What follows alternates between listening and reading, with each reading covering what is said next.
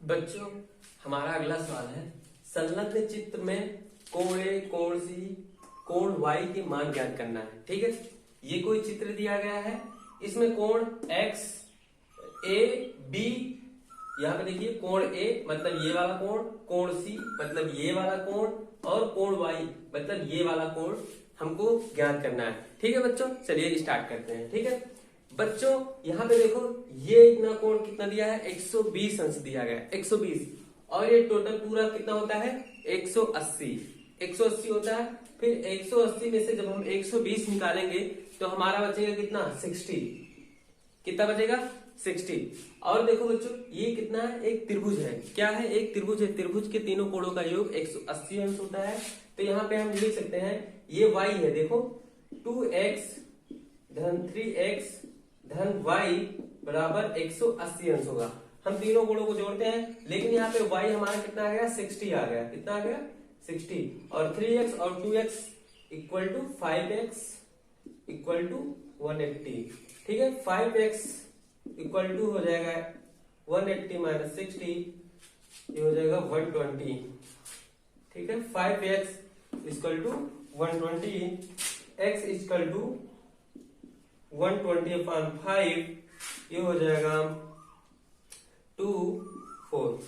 ठीक है, x equal to 24, हमारा x इक्वल टू 24 आ गया है, x का मान जो है 24 आ गया। ठीक है, x का मान जब हमारा 24 आ गया तो हम 2x और 3x का मान निकाल सकते हैं। ठीक है, 2x के जगह पे हम क्या रखेंगे 24, ये हो जाएगा 48, कितना हो जाएगा 48, मतलब ये कितना आ गया 48 आ गया, और 3x 3 इंटू 24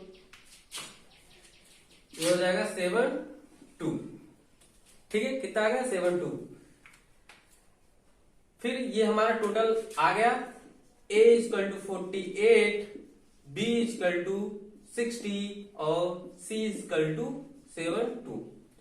ठीक है, 72, ये हमारा तीनों कोण का मान आ गया। अब हम अगला सवाल हल करते हैं। ठीक है, अगला सवाल है संलग्न चित्र में EF समांतर BD कोण x कोण y के मान ज्ञात करना है। ठीक है, दिए गए चित्र, ये देखो दिया गया चित्र है, दिए गए चित्र में x y का मान हमको ज्ञात करना है, y यहाँ भी है यहाँ भी है।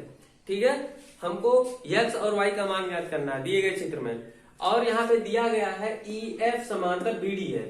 EF मतलब ये वाली रेखा इस वाली रेखा के समांतर है। बच्चों मैं एक चीज आप लोगों को बता देता हूं, जब दो समांतर रेखाओं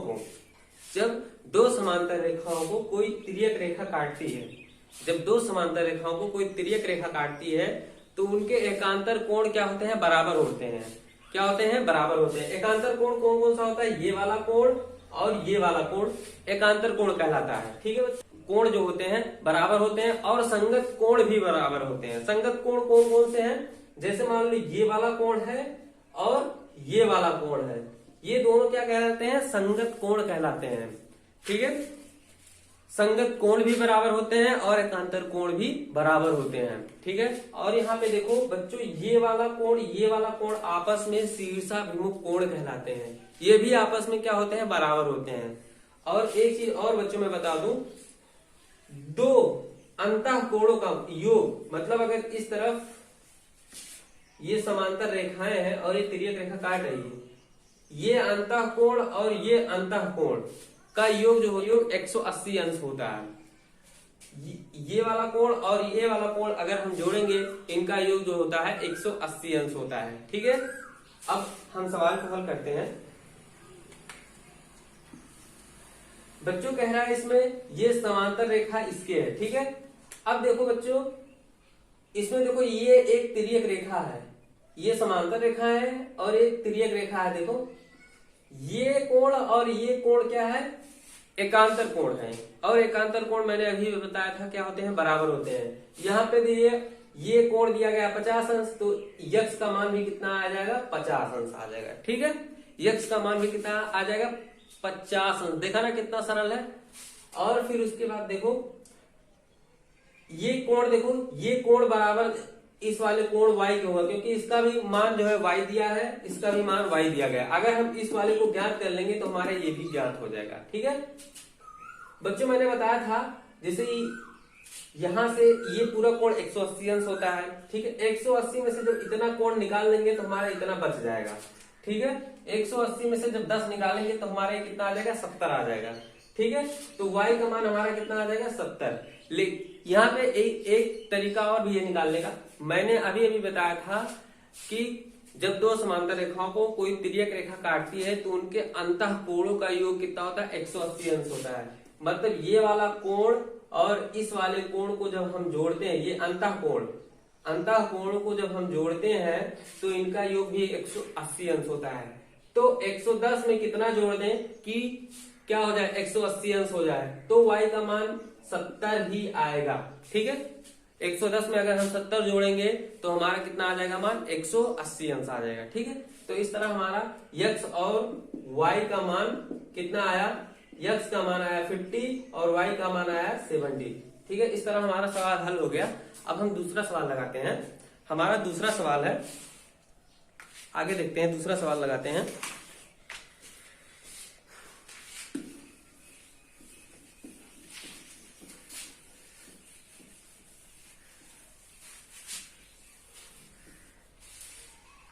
हमारा दूसरा बच्चों, हमारा अगला सवाल है, सिद्ध करो LM धन MP धन LP is greater than 2MN।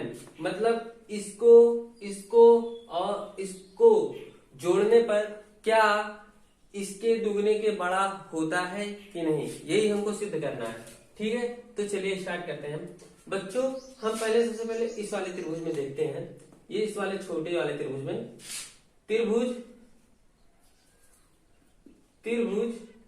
LMN से, त्रिभुज LMN से।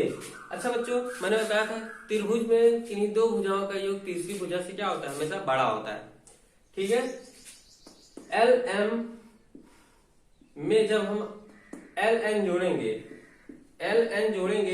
तो हमारा क्या होगा, तीसरी भुजा से क्या होगा, बड़ा होगा, मतलब MN से बड़ा होगा। ठीक है, अब इस वाले नीचे वाले त्रिभुज में देखते हैं, पुनः त्रिभुज MNP से। अब इस वाले त्रिभुज में देखो बच्चों, NP धन MP, इन भुजा और इन भुजा का योग होगा, इन भुजा से क्या होगा, बड़ा होगा, मतलब इस भुजा से क्या होगा, बड़ा होगा, एक ग्रेटर देन होगा MN से। समीकरण 1 मान लेते हैं, इसको समीकरण 2 मान लेते हैं। अच्छा, जो समीकरण 1 और 2 में देखो, दोनों में ये वाला पक्ष क्या है, बड़ा है। ठीक है, अगर समीकरण 1 और 2 को जोड़ देते हैं, मतलब कोण M धन ये LM है, LM धन LN धन NP धन MP is greater than MN धन MN। ठीक है, देखो बच्चों, LM मतलब ये भुजा, मतलब ये, और उसके बाद है MP मतलब ये भुजा, मतलब ये। अब LP इसमें देखो बच्चों, LP ये इतना पूरा है, LP को हम क्या लिख सकते हैं, LN धन NP लिख सकते हैं कि नहीं। देखो, LN धन NP हमने लिखा है, तो इस पूरे को हम लिख सकते हैं क्या, LP, LM धन LP धन MP, ये ग्रेटर देन होगा किसके, 2MN के, 2MN। अतः प्रूव हुआ, क्या होगा, इस त्रिभुज की इन तीनों भुजाओं का योग क्या होगा, इसके दुगने से ज्यादा होगा।